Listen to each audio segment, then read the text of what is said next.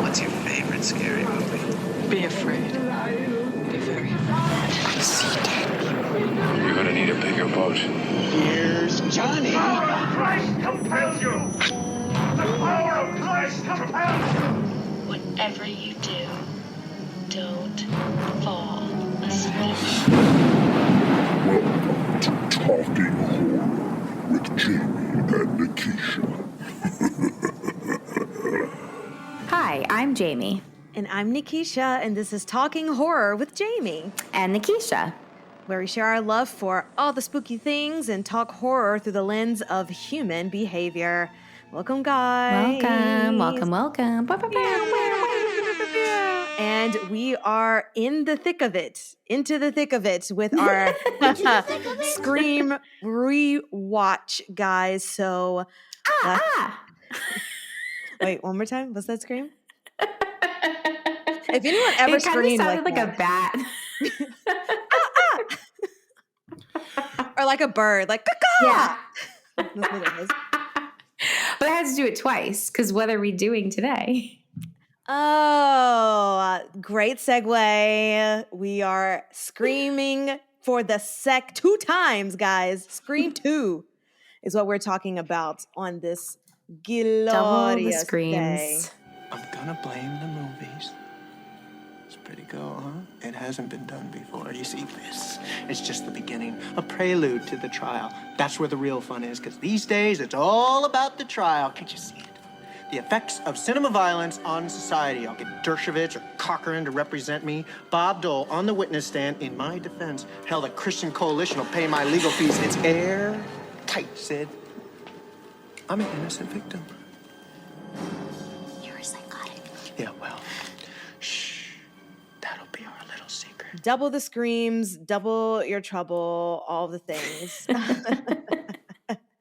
So we are talking about the 1997 sequel, Scream 2, which again was also directed by the wonderful Wes Craven and it was written by Kevin Williamson. Reprising their roles, we have Neve Campbell, David Arquette, Courtney Cox, and Jamie Kennedy. And rounding out the cast, we have a lot of special guests. Sarah Michelle Gellar, hot off the press from I Know What You Did Last Summer, that released a couple of months before Scream 2. Spoiler alert, she does not survive this one. Then we have Laurie Metcalf, Ellis Neal, and Jerry O'Connell, just to name a few that have been added to this. So again, obviously heavy spoilers. We are going to be going through everything involving this and probably also talking about what happened in the previous movie. So if you have not seen Scream or Scream 2, please press pause unless you just want us to spoil it for you. I mean, we give great summaries of the plot. So just like listen to this and then you'll be caught up and all good to go. So heavy spoilers, all the things, all the killers revealed, and any trigger warnings, Jamie? Just more slashing, cutting, slicing. More, yeah, if you're squeamish, this might not be for you. A lot of just continued unpleasant murdering. Just a lot of unpleasant things. So before, so much gore, because that's what they said in the sequel. You have to up your body count as part of the rules, and you have to have a lot more gore. So this is where we're at in Scream 2. So before we get into that, is there anything else new that you have watched in this time between, or are you just heavy on the screaming? Just a lot of screaming. I don't think we watched any horror since we last spoke. I don't think so. Queer Eye's not really scary. Yeah. I watched, I've been binging two things that I think teeter on what we do. The first thing is I have been binging the new season of Dexter. Ooh. Which I've been really enjoying. Decent. Yeah, really enjoying that. I did not enjoy the seasons 5 through 8 of the original series, and this one is very good. I'm really enjoying it. So that's bloody and fun. and well acted. And then the other thing I've been watching is Station 11, which is on HBO. It is, let me tell you, Nikisha, what it's about. It's about a flu pandemic that kills 3 out of 4 people across the United States. Across the world. It was a book from 2014 and was written and started filming before 2020.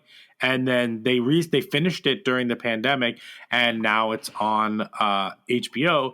Let me tell you, Nikisha, it is spectacular and one of the best things I've watched this year. And part of the story is told from the perspective of a Shakespeare troupe in post-pandemic world, kind of doing Shakespeare around the Great Lakes, like in Chicago and Michigan, Illinois, Michigan, and all that. It's absolutely wonderful. So if you have the bandwidth or the stomach for it, I would highly suggest it. 7 of at the time of this episode, actually, I think you'll get I think 9 of the 10 episodes will be out. Oh, wow. Okay, but the real question is it better than the Twilight movies that you've been going through? Oh, we finished them. You're done. Oh yes, we did. Okay. We finished great question. The Twilight movies are not better than that. But we did finish the Twilight movies. They are a wild ride. Every movie is different.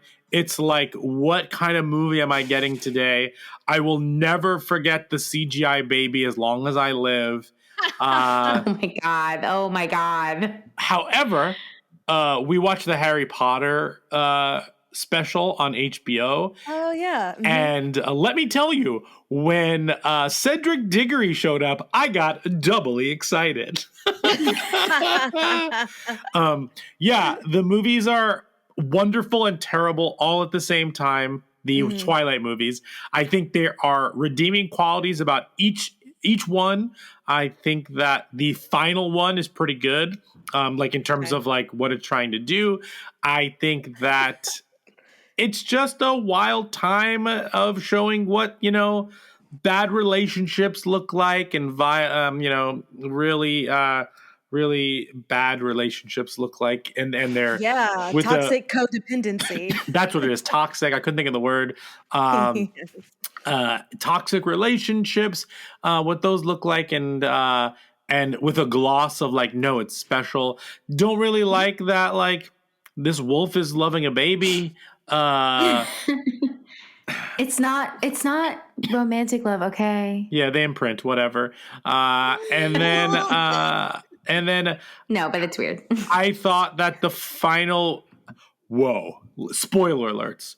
That final battle sequence in that movie, when some of those characters died, I was a little more distraught than I thought I would be.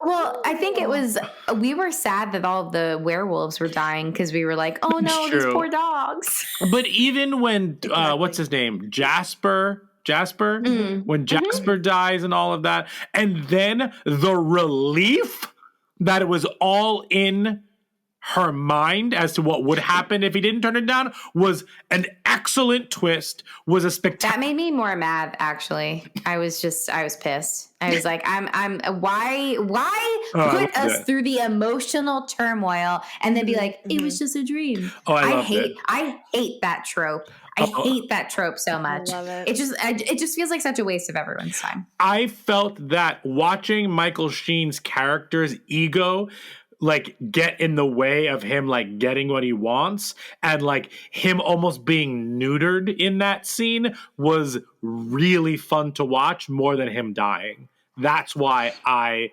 appreciated what had happened there. But this is not a Twilight podcast, so Nikisha, I'll send it back to you. Well, I just had to know if you finished it, but yeah. Also, the detective, the sheriff in the Dexter show I'm watching was one of the werewolves in Twilight. Oh wow! Nice. Wait, last question: was Cedric Diggory? Wasn't he part of Hufflepuff? Yes, Cedric Diggory was a Hufflepuff. Yes. So that means that Edward is in turn a Hufflepuff. No, whoa. No. Do not besmirch my house in that way. I also don't think Cedric and Edward were like anything alike. No, they're definitely not. And that's my house too. So I am with you. No. Wow. In my opinion, he's a Slytherin because I don't like the way he treats Bella. Oh.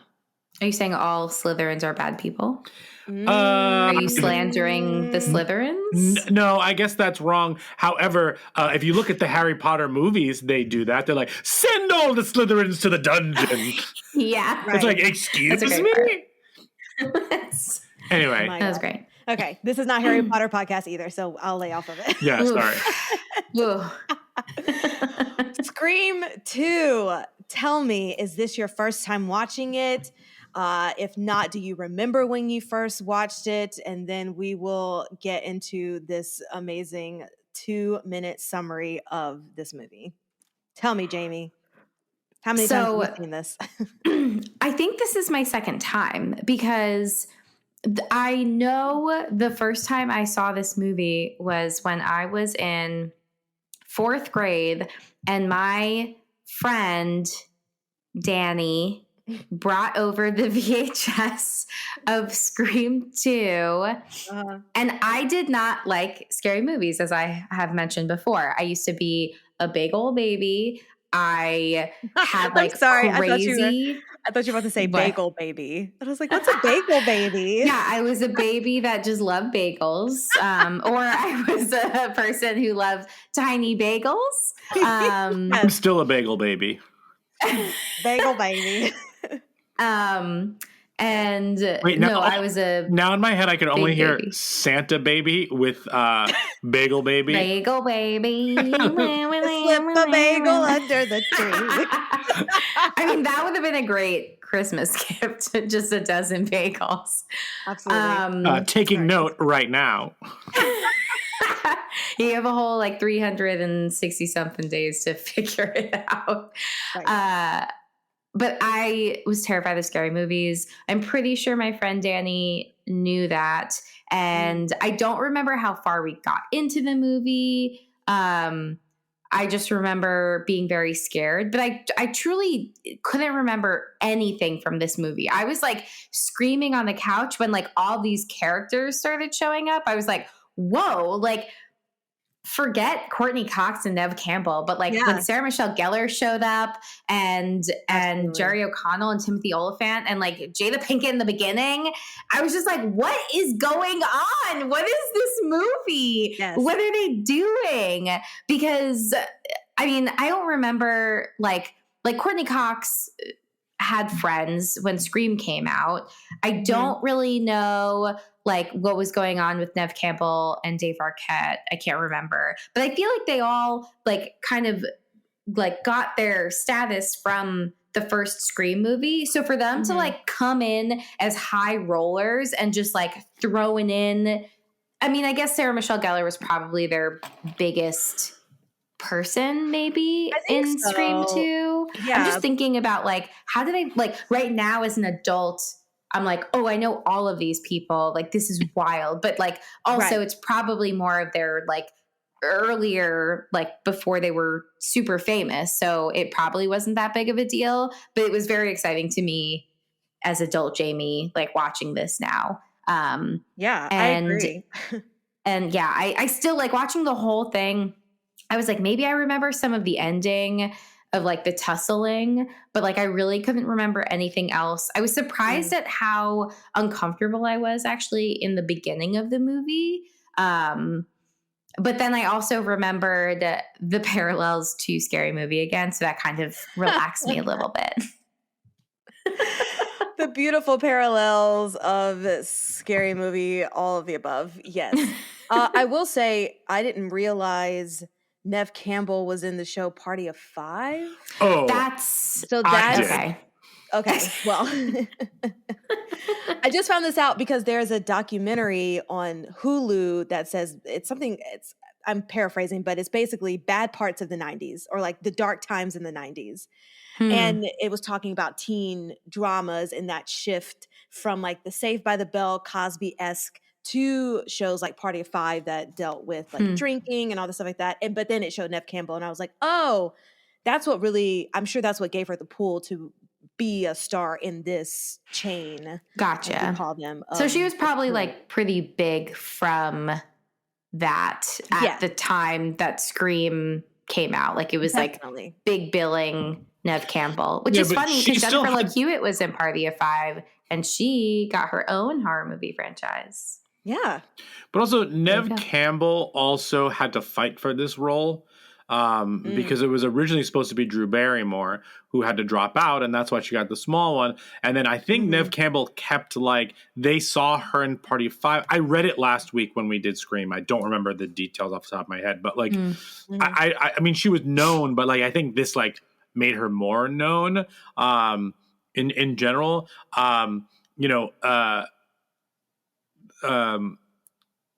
Jerry O'Connell, his brother was more famous than he was at this. Oh no, he was famous as a kid actor. Excuse me. Like he was he was the fat kid in Stand By Me.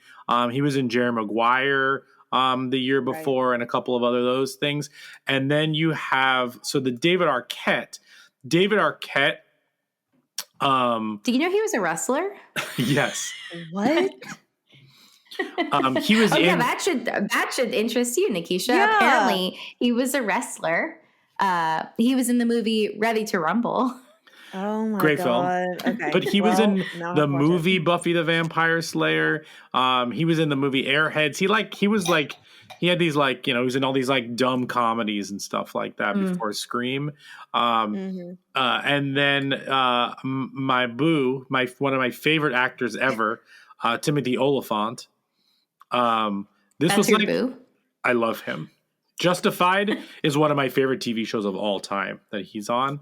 And he was this was one of his first movies. Like he was in First Wives Club, and then this one. So like, we look back now, we're like, oh boy. And then you have Joshua Jackson who disappears in this movie completely halfway through. Oh yeah, that's who I was like, there's somebody else, like just shows up and then like bounces. Yeah. Very weird.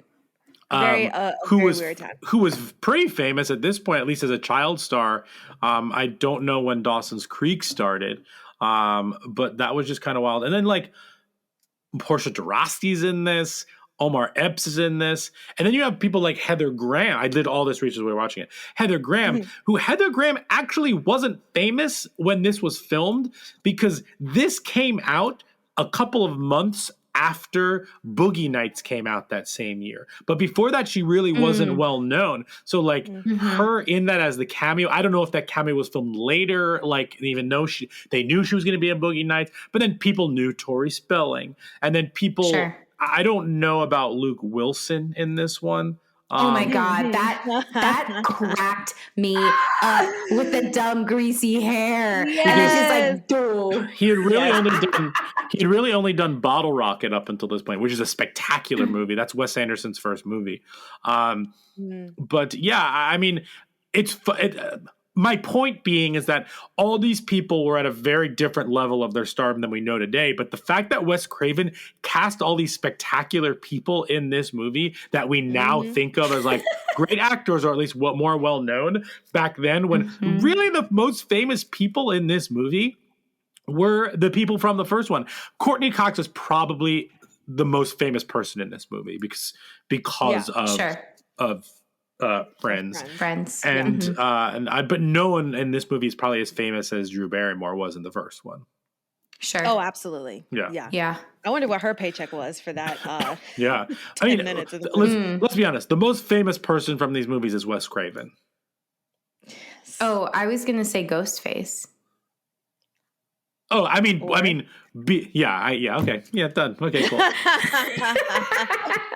The actual killer, like that's the most recognizable person. I had to just go on. Yes, that's all. I'll stop there. Fantabulous. Brian, can you recall when you first watched this movie? No, I cannot. Okay. I have seen this movie before because I knew the ending and I remembered there's one thing about the ending I didn't remember that I just started with Jamie. I started laughing out loud, but we did not. I knew who the killers were, but I did not remember. I did not remember his justification. I remembered hers because it's much more memorable. Absolutely. But I'll tell you, I didn't remember anything before the ending. It makes me think I had never seen this movie except like maybe the ending. But I do know that I'd seen this movie before because I remembered lots, like as it was happening, I remembered, oh, this has something, I remember this, but like I really didn't remember any of the emotional journeys anybody went on. I didn't remember who got killed or who. The only one I remember that got killed was Randy. But I didn't remember anybody else. I didn't remember her boyfriend I didn't remember she had a boyfriend in this one.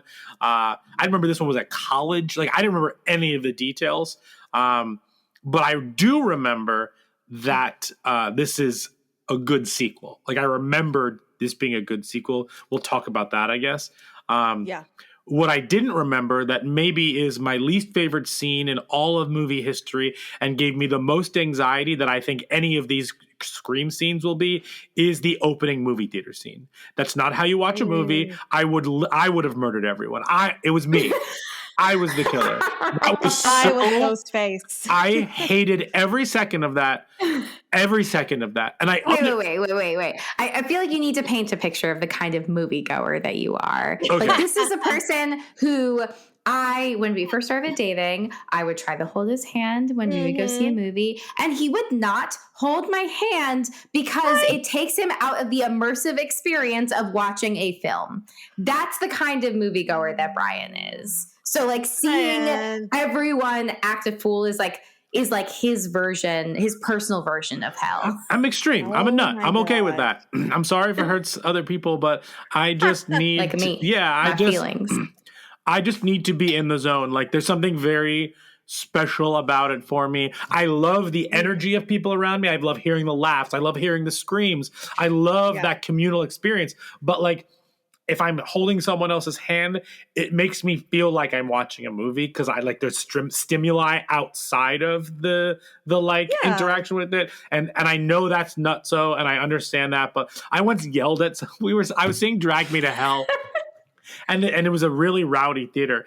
And this kid behind me answered his cell phone. So I turned around and I said, get off the phone. I said, get off the phone.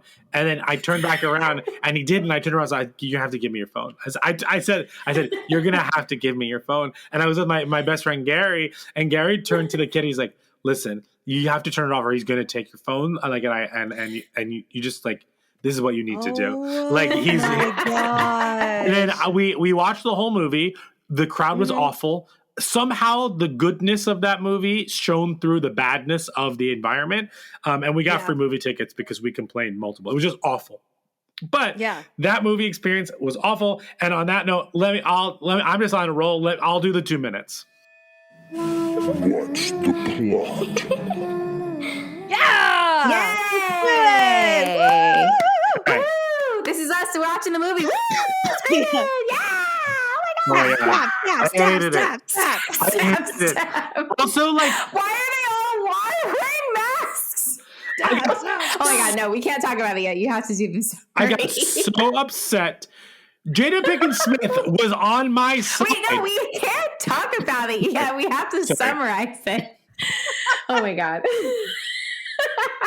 We're obviously we have a lot of very strong feelings. Who wants to time me? I'll time you. Yes. I will say, Brian, that was the first thing I wrote in my notes was like I would not stay. I could not be in that theater. I agree with you for sure. Ooh, Ted agrees. Yeah, I was like, who's yelling? You yelling, Jamie?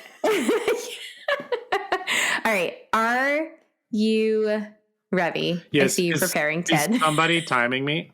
Yeah, I'm going to time you. Okay. All right. Ready? Yes. Set, go. Okay. So this movie is about screaming twice. So it opens with these two college students getting murdered at a very rowdy stab premiere. Now, Stab is the movie that is based on Gail Weathers' books of what happened in So Sorry for Ted. He's screaming.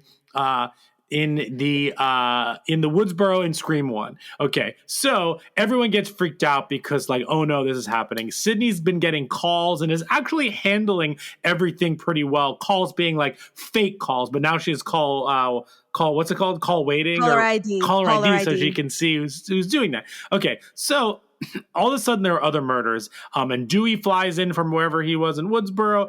He's got nerve damage now because he was stabbed in the first one, as well as a local reporter is there, played by Laurie Metcalf, and then you also have Courtney Cox in there. And then what's happening is we're finding out that all of these people are getting murdered by copycats. They're using the names from the murdered in the first movie to choose their victims for the second movie, but now they're going after all the original people from the first movie. What we end up finding out at the end, and also Sydney's a theater major. I don't know how that happened. We'll talk about that. But in the end, it ends up being one of the film students who wants to prove a point that he can't get convicted because he's going to blame violence in movies on why he did it. And then the woman who is the Laurie Metcalf is actually Billy's mother from the first one, trying to get revenge on Sydney for killing her son and her mother ruining her life. End movie. Yay! Good job. Wow. And they die. and then they both die, and then everybody dies. Yes. Mm-hmm. Fantastic. And that's the plot. So with that, let's just give a little thing of what we liked about Scream 2. Jamie, was there any standout moments in this sequel that is supposed to actually not be as good as the first, according to the movie? I mean, in the beginning, I was just like, wow, this is like double meta. This is like meta. There's a movie in a movie in a movie. Mm-hmm. And I mean, I thought that was clever. I thought it was funny the way that they were like poking fun at, how this would turn into some other form of media and like kind of continue going. I didn't like love this movie. I think it's hard. It is hard. Like sequels have a really hard time to kind of keep the momentum going. Can anyone I think they were here effective. name sequels that are better than the original sequel of the movie? Listen, the answer will always be Sister Act 2. Always. Well, I wholeheartedly disagree with that, but that's a whole nother conversation. Oh my God! Those two movies are completely different movies. No, they're completely different movies. So it's not that Sister Act 2 is better. It's which do you prefer? Do you prefer this like murder mystery, like hiding story? Or do you want the like teacher story? Because she's not in hiding in the second one. She's going back to help. In the first one, she's like running for her life. They're two totally different movies with different tones. The first movie is a better movie, but I have more nostalgia for the second movie. Hot take. That Sorry. That was hot. Super That was spicy. hot. Sorry. Super hot. Sorry. Okay, back to you, Jamie. So sorry. I don't even remember. Oh, right. We were talking about sequels. I was like, I own a Sister Act. Where does that scream? But there was like a lot of weird stuff. Well, I guess I'm only talking about what I like so far. But I like the movie within a movie within a movie. I was excited that they like brought on more of these cast members like we were talking about in the beginning. Just like interesting to see all of these folks. Yeah, I guess that's it. I feel like I have a lot more complaints and criticism, but I'll wait for that. Work. Okay. Really quickly for me, what I enjoyed, again, obviously the opening scene is genius to have the movie set in that meta way. But I also just loved, of course, I have to talk about Jada Pinkett Smith and her saying about the African American experience in horror movies, which is like, yeah, girl, that's what it is. And it's just funny that she mentions that, and they are the actual first people to die in the movie. It's like, it's genius. I will say that a good documentary about the African American experience in horror movies, there's a documentary called Horror Noir. And it just speaks on how Black people are introduced in certain movies, and then like the whole Candyman, and like go from like there to Jordan Peele, and it's a great thing. So Horror Noir, if you want to watch about Black people in horror movies. And I also love the addition of technology, like Brian was mentioning with the caller ID, because now it's like we're going with the we're going with the times. It's, you know, at first it's like, oh, we're answering a phone, we don't know who it is, like we can't track it. And even Jada Pinkett yells out like, go star 69 them, which now we're even so far removed from that. Like some people wouldn't even know what that means, which is like also really sad. It makes me feel old. But yeah, just I also love the whole speech about the sequel sucking, because it just kind of lowers your expectation of it, and then that just made me like it even more, because it's not trying to outdo itself. It's like, we know what the deal is, we know what the track record is about movies like this, and so we're just going to try to continue the story the best way we can, but we're not going to try to do something to extravagant to make the first one obsolete, which is really nice. And then the life imitating art, imitating life thing, I mean, it still kind of teeters on the, you know, does horror and gore desensitize the American youth? And is that even really a thing that you can put on trial? Which kind of like reminds me of the Pleading Insanity. And when we watch like The Conjuring and The Devil Made Me Do It and all that kind of stuff, like, can that all fall in the same world? But you know, that just kind of depends on the person. I love the ending where, of course, they're expecting someone to come back from the dead, but it wasn't the mom, it was Mickey just like chilling in the background. And but then they still just shoot the mom in the head, because absolutely, yes, you got to make sure these people are dead. And my last thing, one of the things that I truly enjoyed knowing who the killer was is all the clues that they give throughout the movie that it is Billy Loomis's mom, because Randy mentions that when they're trying to talk about the serial killer, like usually it is, he said that usually it is going to be a white male, but you know, they're trying to do something, they could be someone trying to do something different. And then Randy mentions that in that same sentence, in that same, you know, speech, that Mrs. Voorhees was one of the greatest killers of all time, because we always think, you know, Jason, but it was actually his mom first, and then Jason was the one who killed all the people. Spoiler alert for that if you haven't watched those movies. And the Laura Metcalf's character even said, well, if they're recreating the murders from Woodsboro, then obviously it's someone who's from Woodsboro. So she's like just kind of saying that it is someone that is from the area, like, you know. Anyway, I just think that this is a great sequel. I think because it's not trying to do something different, it follows the same kind of path and gives you a logical explanation for the things that are happening. Because at first, when Jada Pinkett and her boyfriend died at the beginning, I'm like, what's the point of them dying? But when they connected with the names and everything, it's like, okay, I mean, that can be like a far stretch, but they're trying to do something to connect all of it together, and I appreciate that aspect of it.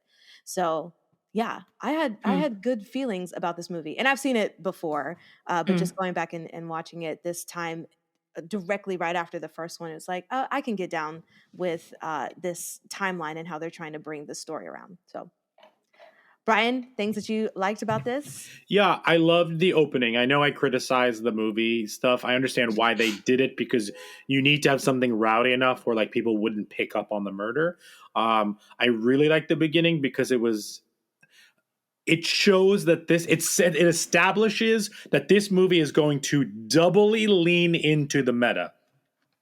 They're leaning into the meta of what Black people are in movies, in horror movies. It's like you mentioned, Nikisha, it's leaning into the movie within a movie within a movie aspect of things. It is making fun of itself by casting famous people in the movie that they're watching. I just think that it works on so many levels. And then you get like some really, it just really sets the scene for this one. Listen, the Drew Barrymore scene is better than this scene to open up a movie, but I think each one of the movies is perfect in how it sets up its own movie, if that makes sense. Absolutely. That makes sense. Yeah. I really liked aspects of this movie. I think it was really, really fun overall. I think that it is...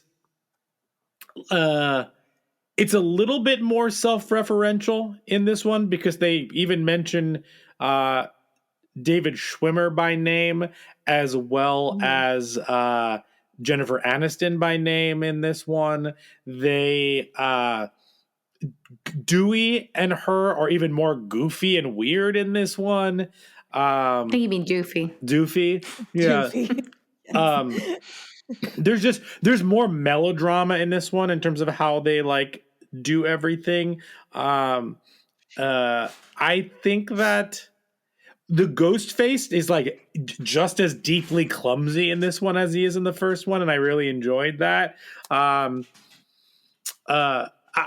one thing I will say, and I do not know if this is because I knew who the murderer was, but Jamie guessed it like right off the bat. This one doesn't even try to hide who the murderer is, at least when it comes to the mom. You have this actress who is like a multiple Emmy winner at the time for Roseanne. Coming into this, every scene she's like, oh, I have to meet a deadline. She's never like in this. She like leaves the scene and then the murderer shows up. And on top of all of that, this movie phones in Billy's mom stuff because that whole fake scene from the movie with Luke Perry and a very young Emily Mortimer as that was wild.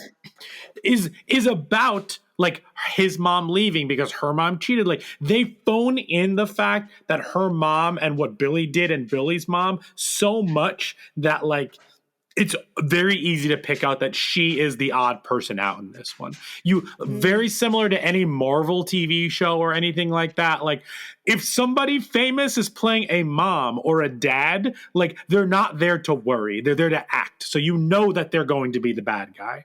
Like you don't bring in these famous that's why this movie back then, when you bring in all of these more famous people, that's how you can balance it out. But this one just like totally like, well, that's pun intended, didn't phone it in or phoned it in. I don't know.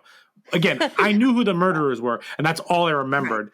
But I don't. But even in the first one, when we rewatched it, I don't think that it was as blatant who the murderer was in the first one. I think they hide it exceptionally well in the first one. Mm-hmm. Yeah, I mean, to your point of having all of the random famous people in the first place, I think is what the red herring is like to lead you astray from Laura Metcalf, because there are famous people who are just there for no reason, like Sarah Michelle Gellar is just there for no reason. So, I mean, you could lean into the fact that they were just throwing all these people out there so that you wouldn't think about it being her specifically. Maybe the idea of it being his mom and who is his mom, then yes, I can see that. But it particularly just being like Laura Metcalf's character, I think it still had some good hidden qualities in that. But I understand what you're saying through that. But I actually do like this. I don't think it's as strong as the first one, but I think this is a solid second one. Not because of plot or anything like that, but because of how it just goes more into the meta. What I like about this one is that it never I feel like a lot of movies that start campy and meta becomes more serious because it's more of a fun and they want it grounded, which is what I'm a little bit nervous about this fifth one, because it seems like they might be taking it, if it's not Wes Craven, and I love those guys directing it, but and I really love Ready or Not and stuff like that, which is campy. So we'll see. We're gonna hope that it stays on the campy train. I mean, they've built their whole existence through that. And I'm super excited for you guys to watch 3 and 4. I mostly remember 4 more than 3. I don't even know. Yeah, never seen but them. I'm super excited for y'all to continue on the journey. Okay, cool. Well, let's dive into some mental health stuff with Jamie, because of course we're continuing on with so much post-traumatic stress disorder, but now we're dealing with it with multiple characters and not solely just focused on Sydney. So we have people reacting to all of these things differently. So with Sydney, she's still kind of on the train of trying to just live a normal life. You know, they're in college now. She's a theater major, which I think is the most random thing on the face of the planet. And honestly, that makes 0% sense. It doesn't make any sense at all. No. They don't even like talk about how like she found acting as a way to channel her anger or fear of things, and like that was her therapeutic moment. They didn't even get into any of that. It's almost like but she's always been an actress since she was young. Like she wasn't in the High School Musical. Like I don't know. This feels out of left field, like crazy left field. I think they just wanted to have a big theater ending scene with the fucking killers and all this stuff. So they're like, let's just use all these like Shakespearean sets and all the things. But yeah, so we have her with her acting major that has nothing to do with her PTSD. And then we have Randy, who seems like he's just completely ignoring everything and is like not even... I don't know. He's not even sitting with like the celebrity of it all either. He's just like, this happened to me and it was just like, you know, something that happened in my life, but now it's something that's far removed from me. And then he just keeps on trucking forward. And then Gail capitalizing on the success of writing the book and the movies. And then Dewey, who's just like Brian said, even more just doofy than before, but still just trying times to... 10. Times 10. He's more doofy than Doofy. Yes. He's more doofy than goofy characters. Yeah. So Jamie, can you talk about like these different level of PTSD in these characters and how they're all just like handling things? Like, is it realistic that someone would just kind of like suppress all of the things, or, you know? Yeah, it's, I mean, yes, but do I think that's like how they're playing it? I don't know. Yeah. Like it is very much like they're just kind of dropped in college, and it's very weird. And there's many of them that are just like, I had to get out of that town, right? Like they, you know, Courtney Cox's character mentions to Doofy that she's like, I couldn't stay because they were like dating for a bit, and it obviously doesn't work out, but they like reconnect. And between her and like Sydney and Randy just like all kind of bouncing, like I can see that as a form of like escapism and like avoiding what they experienced and like not wanting to come back. I think but either way, the idea of just like escaping from this experience that they had and like like trying to start over and not think about it. Sydney's like isolating herself.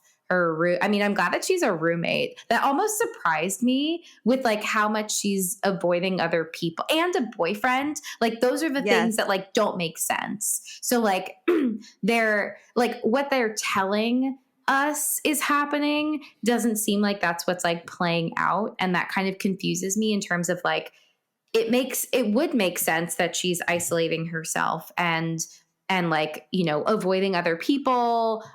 It's also interesting. You've mentioned trauma bonding a few times. Like, I think that's her connection to Randy. Like, I don't really see them as having this like particularly close relationship without the fact that they've both shared this incredibly traumatic experience. And that's what brings them together, except also he's like kind of creepy and like trying to hit on her too. So I'm like, he's not even really like, the way that they're presenting themselves is way less PTSD versus like how they're kind of talking about the experience. So I'm like, something is missing for me, at least. Like, you can say it all you want, but like, I don't see it in any of your actions. Like, they're saying that she has no friends, but then you see her, Sydney, surrounded by all of these people. And I'm just like, okay, so like, who are these people? She has a boyfriend. She's close. Like, her roommate's her best friend who like will not keep her out of her sight, who's trying to have her join this sorority for whatever reason. And that doesn't make sense. But like,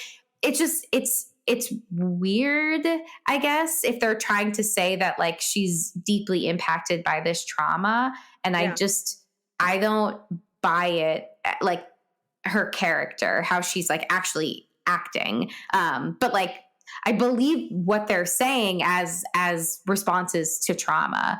And then I guess, Gail, like Courtney Cox's character is interesting because like she's capitalizing on it, but like there's an element where she's like definitely disconnected from what she experienced. Like she's like in the first half before she has her own encounters with the new killers, it's definitely compartmentalized. Like she's not dealing with it. And it's like in the moments where she's like directly being chased with Doofy, sees him get stabbed. Like that, I think, is when this like flooding of all of this trauma that she's experienced like comes back to her. It's also like obviously supposed to be this like change of heart. Oh, I care and I want to stop the killer. But I think for her, that's like the realist representation of like the trauma is just like the horror of it all and like letting that sink in versus this like cold-hearted like, you know, I'm going to capitalize. I'm going to get a Pulitzer Prize, blah, blah, blah. Like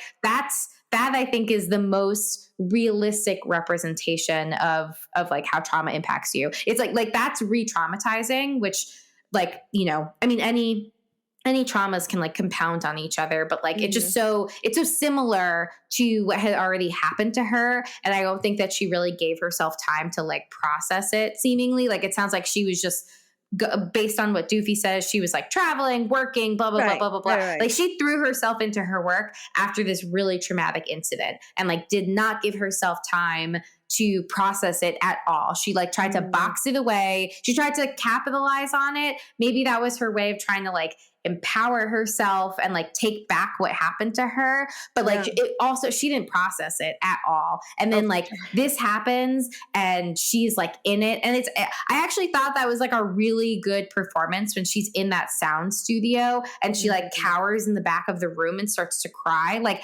that felt like the most realistic, like, this is someone who's like been through something and like didn't let herself feel it. And like now she's feeling it and it is real and it's in her face and she is reacting to it. Wait, like that felt really authentic. Are we talking about Gail right now? Yes. Oh, okay. Yeah. I have some questions. Nikisha, if I'm stealing your questions, let me know. No, go ahead. I have two questions and these could probably be dealt separately.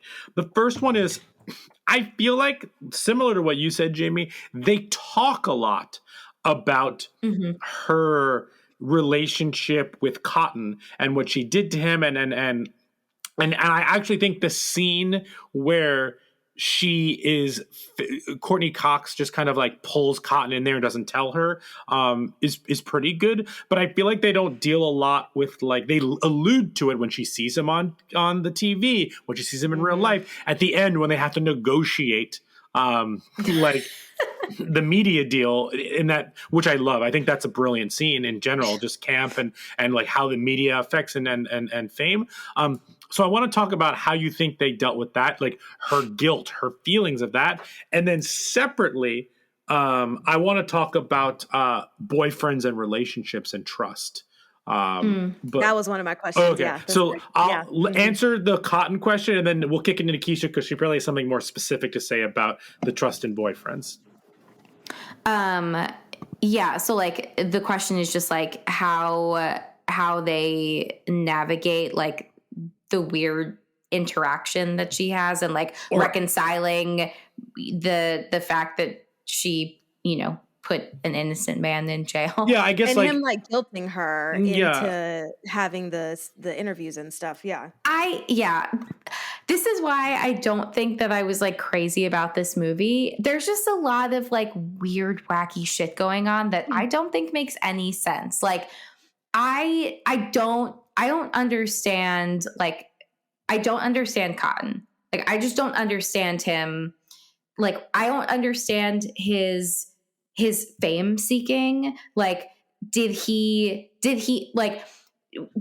enjoy, you know, like being famous as a result of being accused of murder and then being exonerated and like enjoyed being in the spotlight even though it was negative? Like was it that he, like I don't understand if he just like wanted to be in the spotlight and didn't care about how he got there, or if he's trying to get in the spotlight and like very intentionally shift his public image, because it kind of teeters on both and it doesn't make sense to me. And then like in the beginning, he seems kind of genuine in terms of talking to Gail and being like, wait, you didn't tell Sydney that like we were arranging all of this? Like, why wouldn't you tell her that? But then he like turns into a really weird character later in this movie. And like, I mean, I get that it's this like dumb red herring that's supposed to make you question whether he's actually the killer in this one, which like, I just think is dumb and unnecessary. Like, I would have such a hard, I feel like I would have such a hard time if then after all this, where they make it such a point that she like falsely accused someone who's innocent to then make them guilty of being a murderer. Like there's no way. That would just be so fucked up. Yes. There's just no way. So I was like, no, I fully reject this. But like, why was he so weird? Like his character shifted. I don't even know if that was your question, but like doesn't matter. I just don't I just didn't understand like what does he want, and like he just wants to be famous, like so it doesn't do bad stupid thing. Like I don't know. It was just like very weird. It also doesn't listen, I know we're watching Scream 2, but the character doesn't seem like he served any time in jail. And like none of it felt like it was coming from a place where he felt like he was owed this because he went into it. It came from a very vain, masturbatory place, and not from a place where it was like, you owe this to me because I spent a year in trials and spent a ton of money to lose, and then I spent a year in jail, and I want that time back in the form of 15 minutes or whatever it is.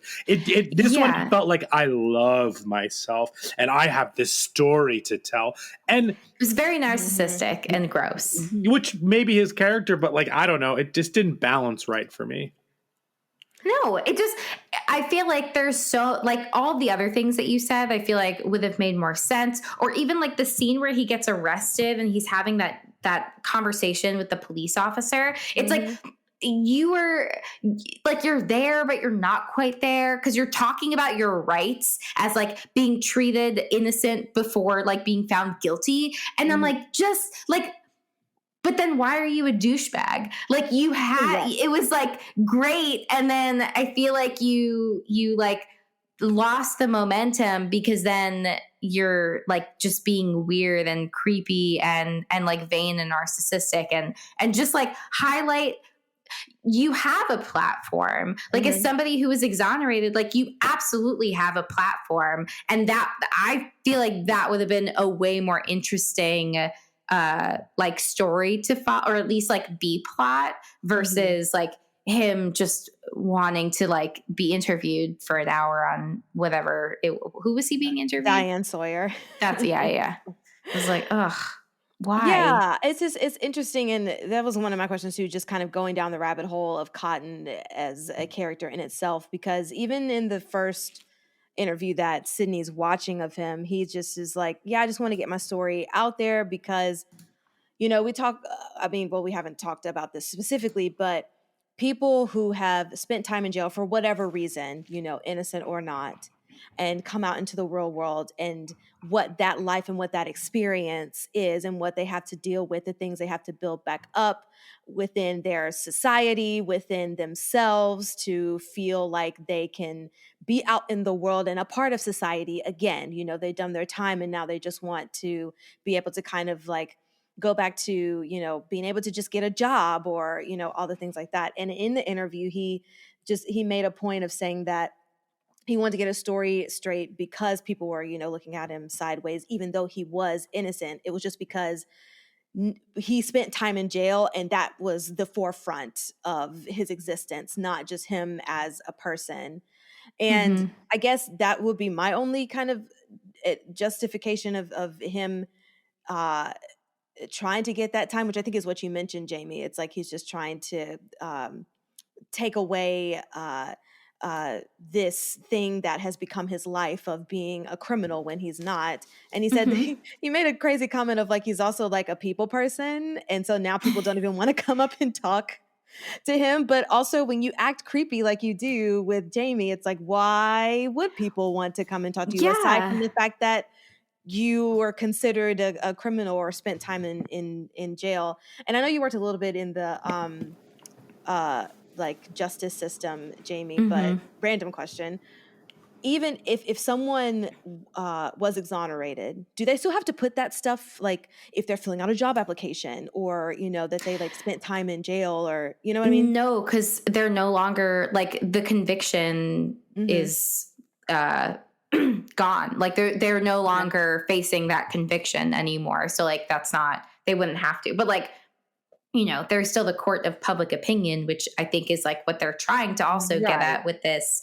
But like not nearly as in depth as maybe I wish they did. But like I'm sure that that's like more of what he's talking about, is just like the fact that like people know him as this like alleged murderer, and then he's exonerated, but like maybe people are still like viewing him like in with that lens, and like, you know, don't care or whatever. Like people's opinions sometimes are, you know, not swayed very easily regardless of information presented. So like if he's still facing scrutiny, negative scrutiny as a result of like having anything to do with this, regardless of the fact that he's exonerated, then that's again where I see, and I think that's also like very real, that regardless of people being exonerated and like they are innocent, I think again, like, you know, society is still largely viewing them negatively, regardless of the fact that like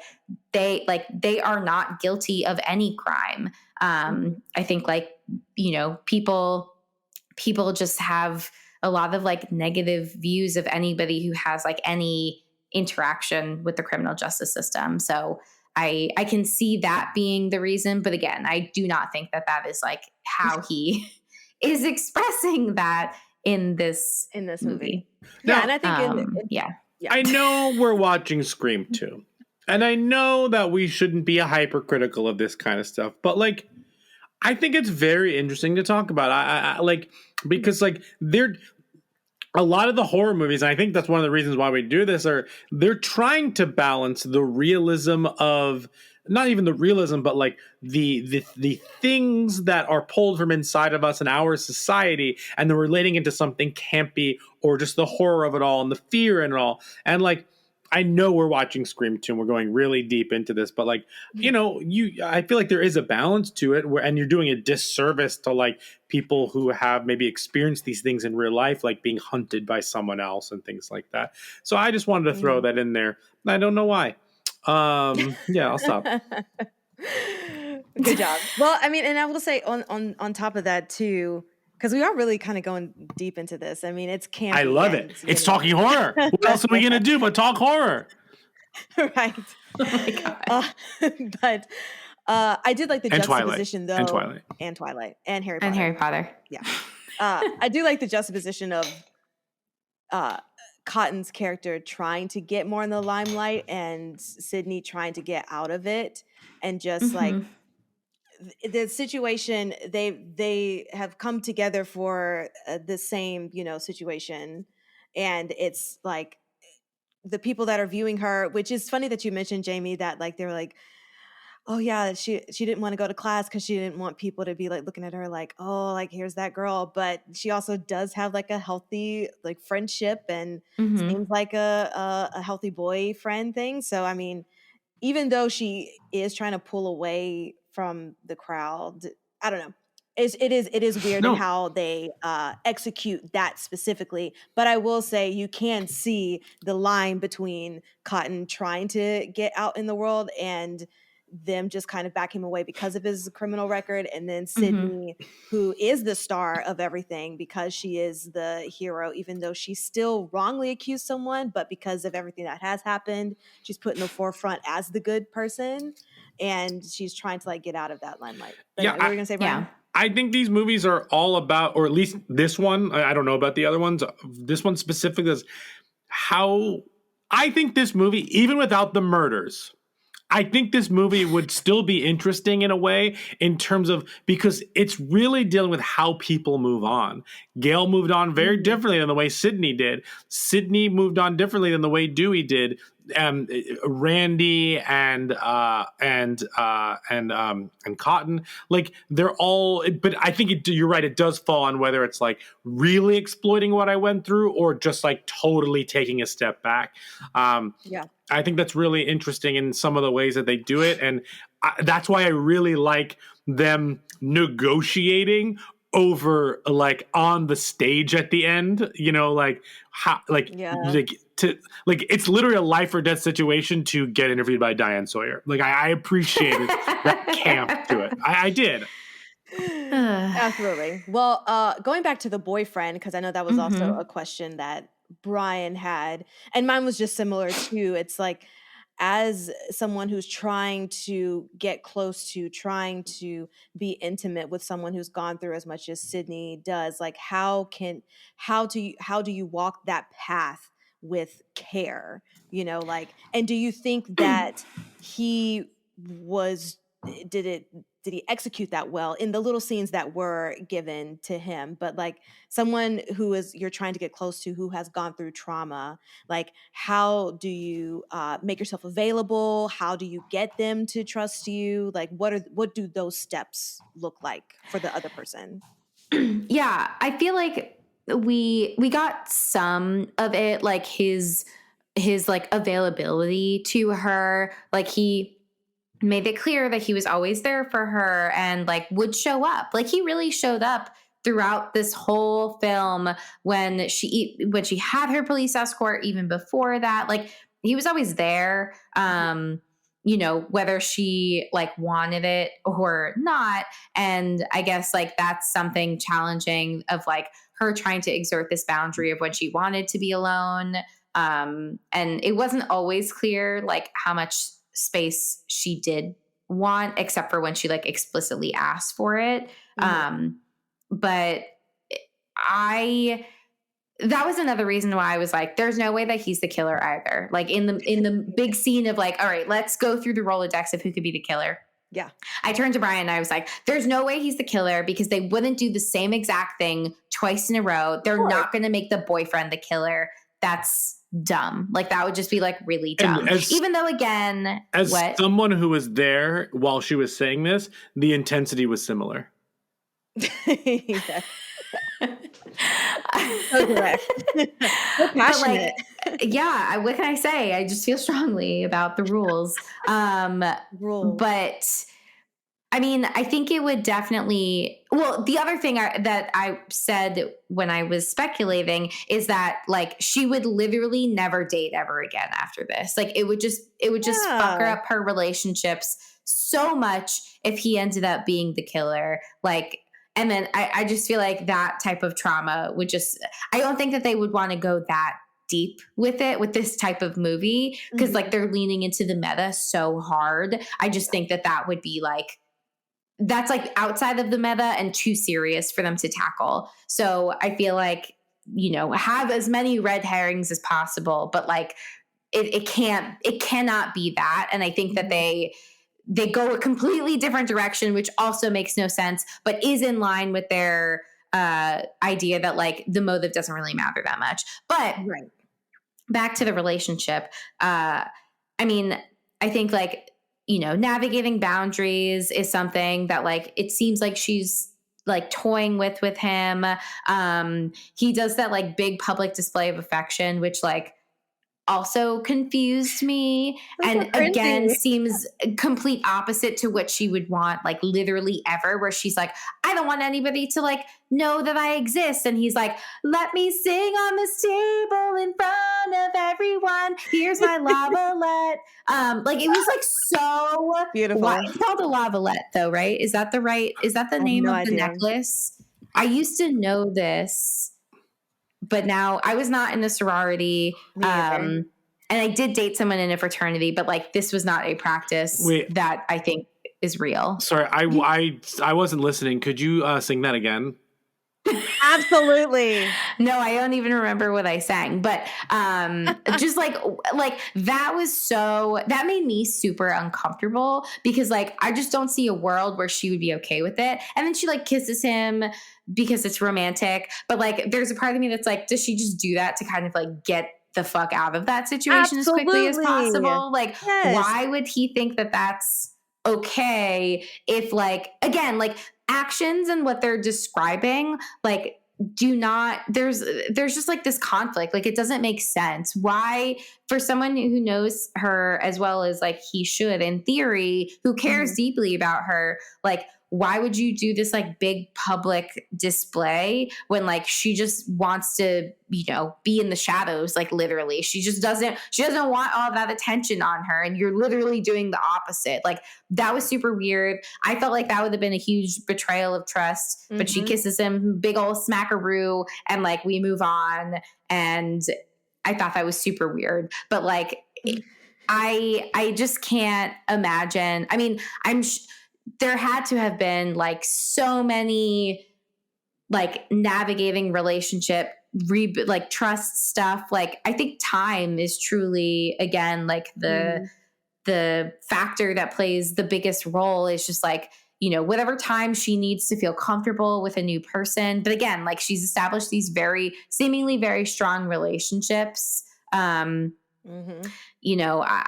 again, like think it's a little bit strange, but whatever. Unclear how she like built these connections too, because like if her boyfriend is in this fraternity and her roommate is in or is trying to pledge and join a sorority, like how did they all meet? And then like she's not in that film class. Randy is. Yeah, because so unless she's she an met them major.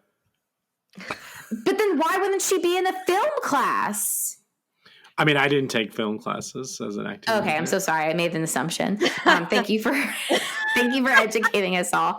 I just feel, I don't know, maybe as an outsider, I feel like that's important to like, I mean, if you want to be a film actor, I guess. I don't know what kind of acting she wanted to do, if she only wanted to do this weird. So here's a question. Are you saying that she seems a little bit too extroverted based on the trauma she's been through of like personal relationships turning on her? Maybe not extroverted, but like everyone is talking about her as if she is introverted and isolating herself. But then the way that she's like connecting with people and interacting with them is in contrast with what I think they are saying. Okay. That's the dissonance that I'm experiencing, where like they are describing her behavior to us as the audience that it looks X type of way. But I feel like the way that she's actually presenting herself in this movie is Y. And that's why I am not like totally sold on everything. And my hope is that like, moving forward is that like, we get more of that like authentic, what they are describing is how she presents herself in future movies. Because like, I'm just not sold. Like, I think how they are describing how she presents is realistic to somebody who's experienced trauma. Like, it makes sense that they would isolate. It makes sense that they would have a hard time connecting with people, especially the type of trauma that she experienced, where she experienced a huge betrayal on top of like the murder and assault of it all of her mom, but like she herself experiences huge betrayal by her partner, by someone that she put trust into. And so the idea of like connecting with people after that is of course going to be really, really difficult. I mean, there's some people there, I will say there are some people, there is no like, one size fits all how people present, but there are some people who like do struggle with intimacy and vulnerability in like an opposite way, where they have a hard time.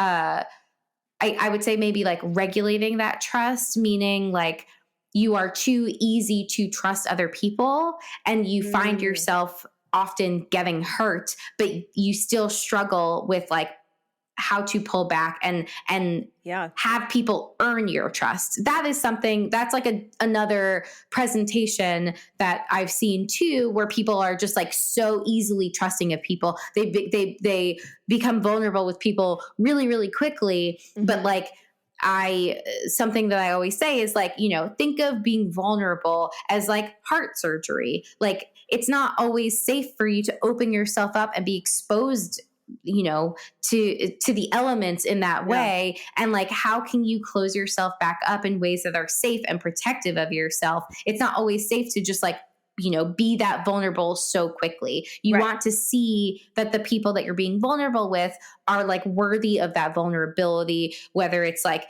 through empathy and compassion and reciprocating that vulnerability, but like the cues that tell you that like, oh, this is a person I can trust. This is a person I can connect with. And like maybe what they're saying is something like that, where she like doesn't have that sense of knowing who she can trust and is just trusting everybody willy-nilly. But that's not what I think. That's not how I'm perceiving it. I feel like they're saying like, no, you're so isolated and avoidant, but like, here's like my 20 best friends. Like it just doesn't make sense. So Nikisha, I have a question for you. This also sounds like what the actress did versus what the script says, and like Uta Hagen's questions in terms of like, what does the script say about you? What do you say about yourself? What does the other character say about you? Like, if you agree or disagree with what Jamie's asserting here, do you think that's an actress thing? Do you think that's a script thing? Do you think it's an editing thing? Kind of as somebody who would have read a script and saw what other people are saying about them versus what's actually happening to the character, like where do you see the fault? How would you handle that?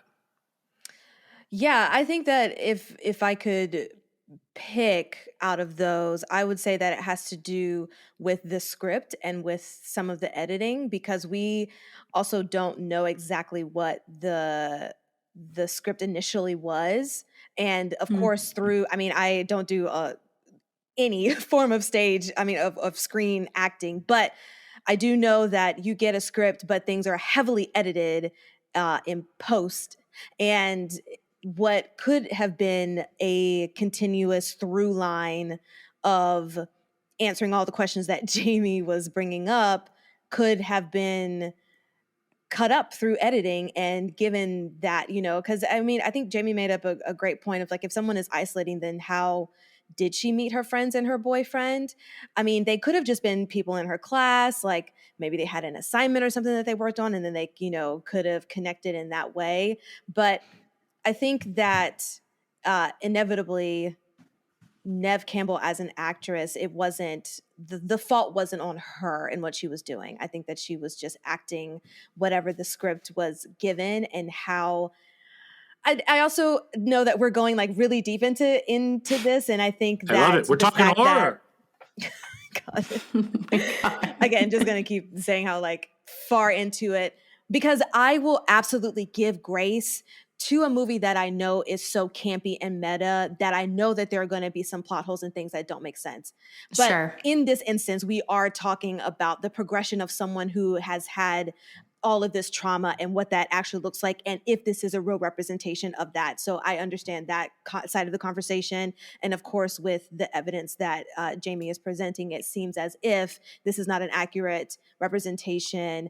But what Jamie is mostly giving as evidence is what the script is saying and what the characters are saying about Jamie. And that has to do with the script and not necessarily the acting aspect of it.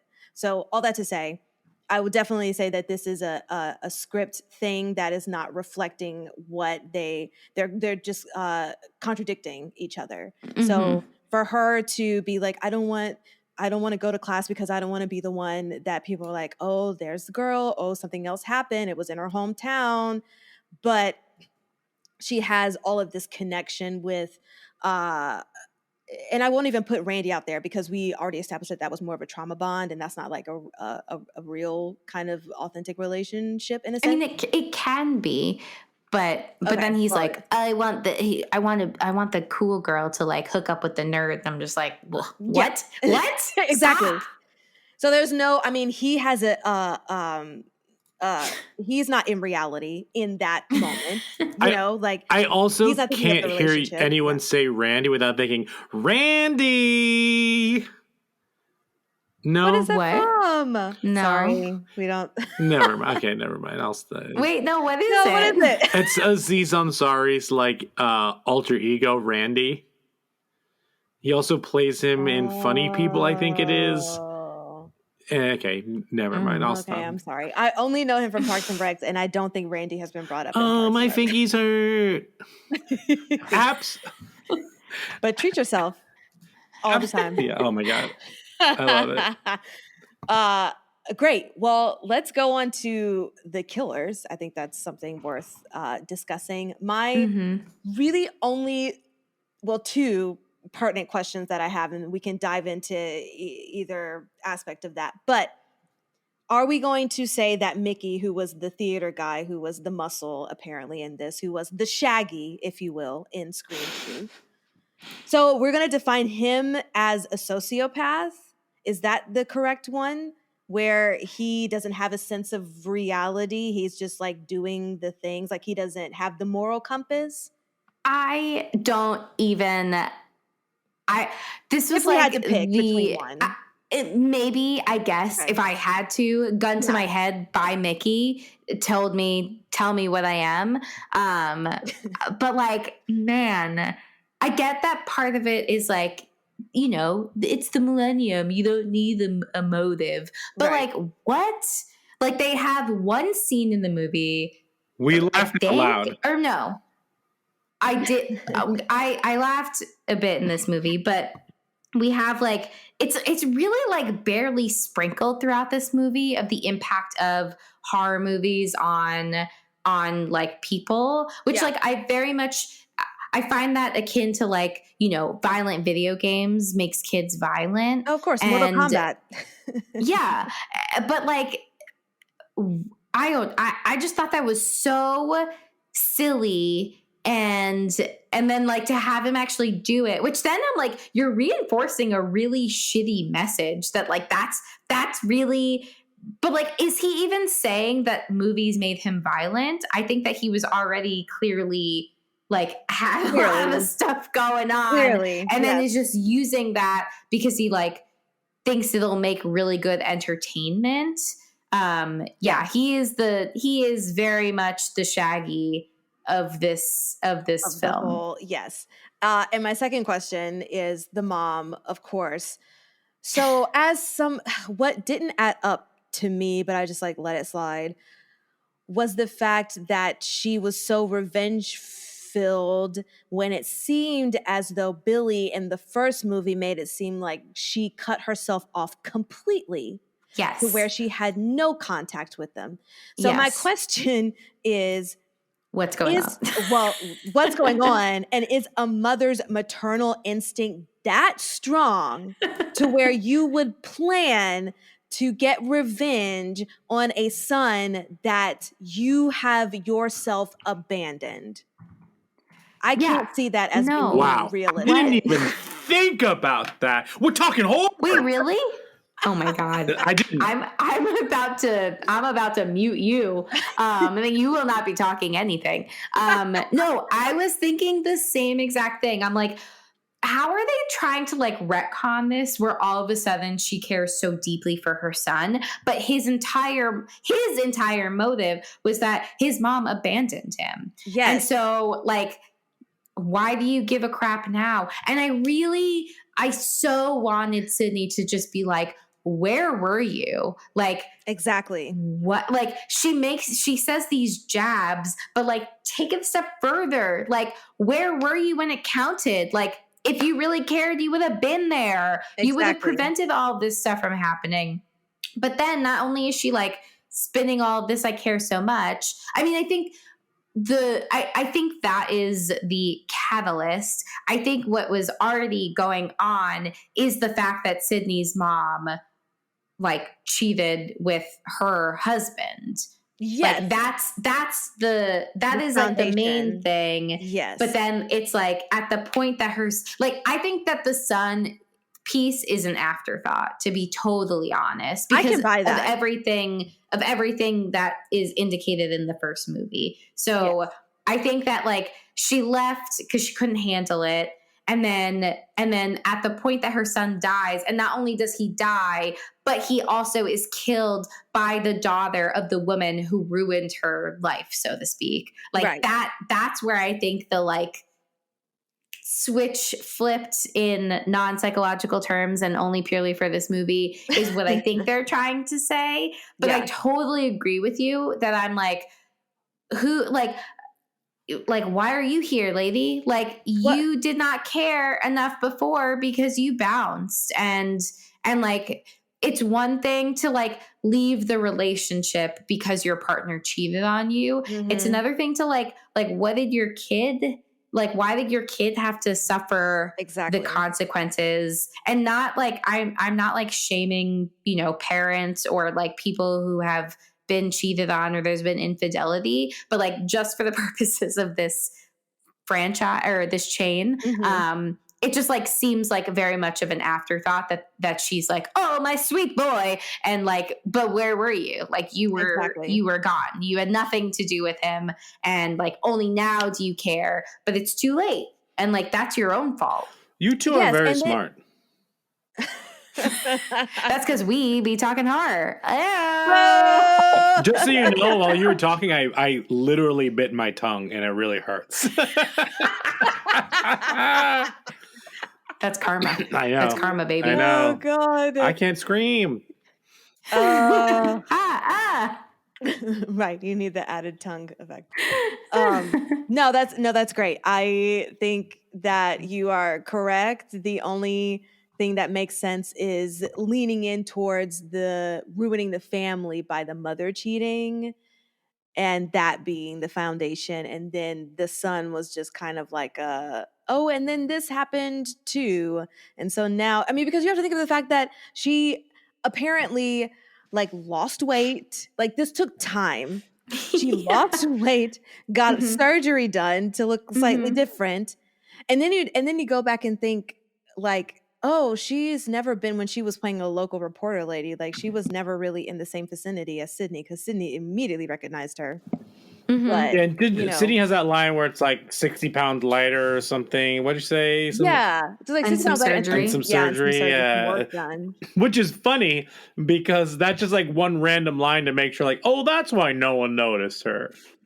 Exactly. Because Gail's like, I've seen pictures. I should know. But yeah, also quick question. Can psychopathic tendencies be hereditary since the son and the mother a little stab happy? It's funny that you bring that up because that's kind of the premise of the new Dexter season that I'm watching. Yeah, and then I got mad. She did. About it. She did. That's also because fair. I think that yes, there might be a genetic predisposition to mental illness. However, I do not think that it is causation. And like that is the thing that's like one of my biggest pet peeves about like, horror franchises where they try to pull that shit and they're like, my parents had this, so I had the same thing. It's like, that's not how this works. Like, explain it better, people. But like, I think that, there could be like a heightened risk. And then like you look at all of the risk factors again. So like for for Greasy in the first movie. Billy. Billy. You know, he like lost his access to his mom, and like might have already had some of these tendencies, but like that was the catalyst for him to then like go on a murder and assault rampage.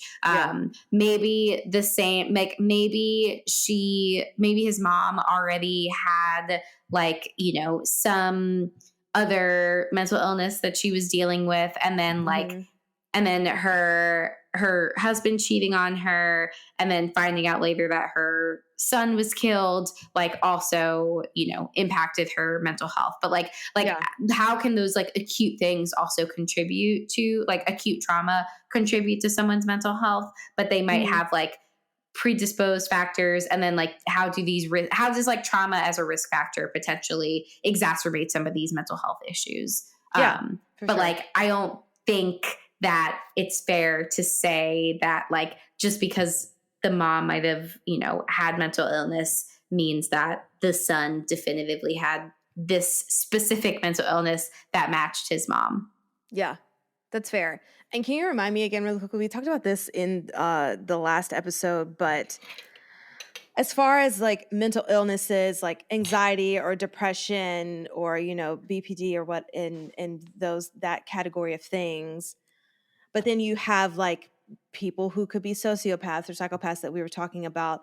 And I think you said something about like you can't diagnose one or the other, or there was something along the lines of like finding out if you're in those, but they're different categories of things. Yeah. So it's harder I think it's harder for folks who have characteristics of a personality disorder to seek out support, because it's harder for them to like reconcile that there's something going on for them, and might be more likely to view everyone else and the world as the problem and not anything intrinsically like contributing to it. Whereas like anxiety, depression, like a mood disorder, or like stuff like that, like you can feel that something is off with you, and like that is what typically will you know, lead you to seeking out support. So like the self-awareness of it all, I think like is you know, something lacking. But I also think like, you know, the lack of empathy too makes it harder to like seek out, I mean, for this very particular like, because I don't think that all personality like disorder characteristics are coupled with like a lack of empathy. Right. But like, I think for this particular one, like, I don't think that they're going to like seek out, you know, help unless like, you know, unless they are concerned about their own like lack of empathy for people, which like, I don't think that's uncommon. But maybe that is uncommon, but not like impossible. I think that there are some folks who like can recognize not feeling that compassion for other people and are like trying to make sense of that, and like will seek out a therapist to understand that and figure out like how to develop empathy, or like at least how to, you know, express some form of empathy. But yeah, circling back to all of this, like Sydney just should have pulled like a Jamie Lee Curtis and like I actually isolated herself like in the new Halloween movie, because that would have been a better representation of the trauma that she has apparently gone through, and I guess will continue to go through, because there's that we have to get to next. I'll be praying now on in these Scream rewatch. Fantastical. Well, should we Rotten Tomatoes the things? It's the Rotten Tomatoes game. Yeah. I think it got spoiled for me. Yeah, because these are on Peacock, so Peacock shows it to you. But did you see it? I was looking up this, but also I Know What You Did Last Summer, and I felt like I saw one of those, but I forgot which one it was. All right, So I'll just take a guess anyway. Yeah, take a guess. What'd you say? 87? It's an 81. Okay, well then I saw. Or maybe you saw it and just like got the second number a little wrong. It's an 81, and it's, as with the first film, Scream 2 is a gleeful takedown of scary movie conventions that manages to poke fun at terrible horror sequels without falling victim to the same fate. I would agree with that. Yeah. As much as we've like dissected the thing, I would agree with that. Yeah, we dissected it, but I really liked it. It has an audience score of 57%, if that's interesting to you. Yeah. Jamie was like, yeah, that's me. Yeah, that's me. So, should we do the 4 S's? Yes. Yes. Skull, scare, shakes, and suggestions. The Talking Horrors 4 S's. All right. The 4 S's stand for skulls, scares, shakes, and suggestions. Jamie, let's start with you. Skulls, 1 through 10, and we're talking about how it handles human behavior and mental health. I'm going to give it a 4 because I feel like they talk about it even if they don't like represent it well. So there's like some acknowledgement of it. Plus, like I mentioned, the scene with Gail, I feel like that's like her really coming to terms with the trauma that she like had not given herself time to process. Sure. Nikisha? Yeah, I'll give it a 5, just based on this entire conversation. Yeah, I'm gonna go with Nikisha. I'm gonna give it a 5 as well. All right, scares. Was this scary? What's your thoughts? I'm gonna give it a 3 because I do think I think that a lot of the kills, while not jump scary, they were definitely more gruesome than the first. The opening scene really messed me. Like I had a hard time watching it. I just thought it was like really gratuitous. And it just like really unsettled me. And then I thought the rest of the film was like meh. But yeah, so I'll give it a 3. Nikisha? Yeah, I'll give it a 3 as well. There was one jump scare in the whole Sarah Michelle Gellar death that got me. I was like, ugh. I think it was when her friend like came through the door or something that was still at the house because she thought she was alone. But yeah, I'll give it a 3. Other than that, like even though the body count was more and there was more blood, it just still wasn't. It's no Texas Chainsaw Massacre. Yeah. I'm gonna give it a 3 as well for the same reasons. All right, shakes. How much can you shake this off? Is one to remember? Is it not? Jamie? I'm going to give it like a 1.5. I think they're all going to start to blend a little bit soon. I feel like the first one's just like the most memorable, with the exception of the fact that I also confuse it with the Scary Movie franchise. So maybe there's something just wrong with me, but I feel like we're about to get into like, it's all going to overlap territory. Sure. Nikisha? Yeah, you're basically saying that the scary movies are better than Scream. It's fine. I'll jump on that hot take with you. Okay. I'm gonna give it a 3 because I will always remember Jada Pinkett Smith in the beginning of the movie.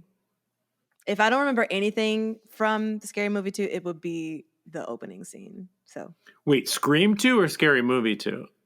Wow. Scream. See? There you go. I meant Scream, but I said Scary Movie. It's all the same. Yeah, I'm gonna give it a 2 for Scream 2.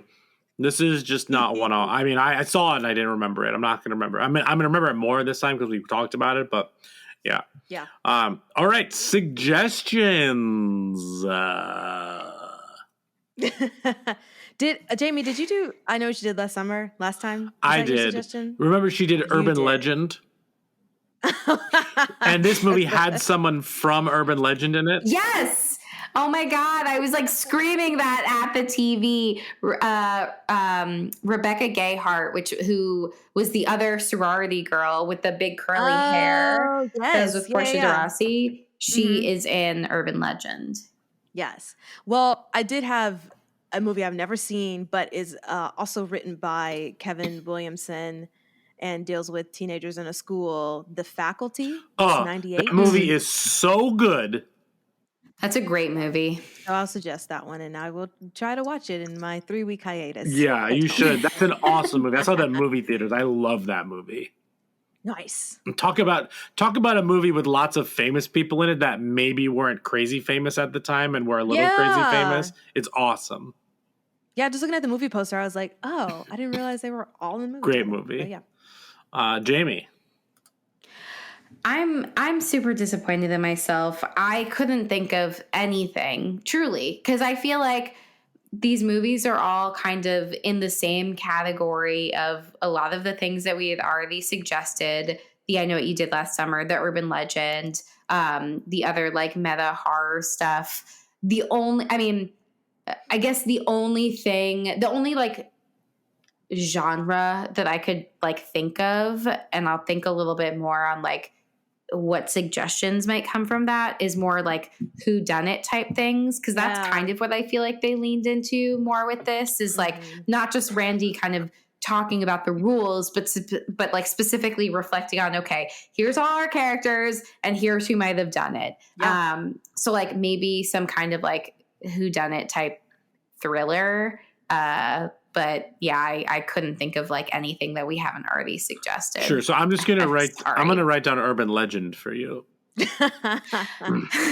can actually write down the sequel to Urban Legend. I think it's called Final Cut. Oh, okay. So I was gonna say I Still Know What You Did Last Summer, but it's so bad, and I don't think it's like a good sequel. So I went totally outside the box with the original great horror sequel, The Bride of Frankenstein. Oh, nice. So that's what I'm going with there. Cool. Oh, Brandy was in the sequel, if I know what you Yeah, mean. I think you mean Cinderella was in the sequel.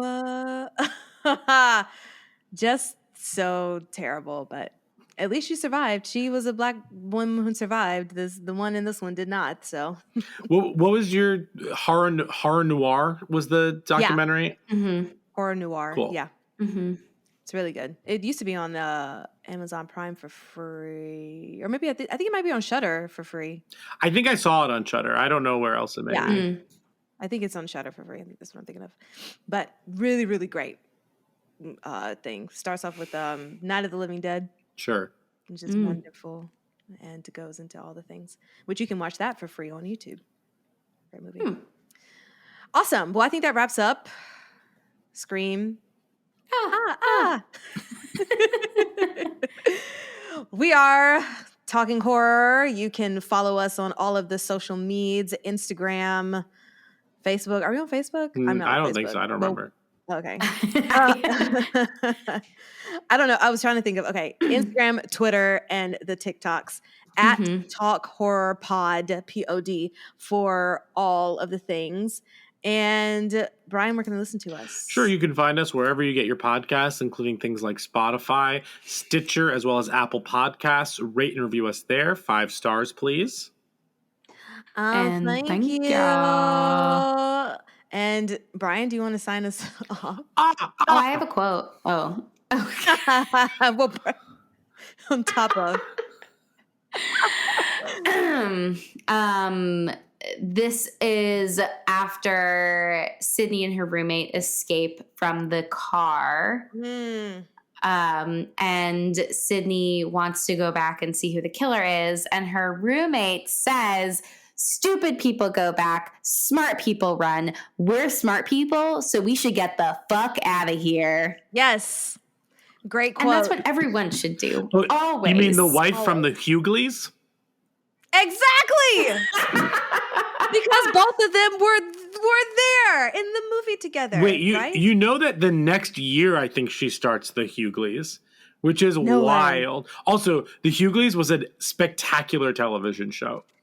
Absolutely. Wow, what a throwback. I'm looking it up now. I need to just see the 98. Yeah. Wow. That's so interesting. There you go. Well, thanks guys for listening. We will continue on with our rewatch and get into Scream 3 next time. I'm really looking forward to y'all. Scream 3. I haven't seen it. Yeah. To how many screams is that, Brian? I sound like the fucking count.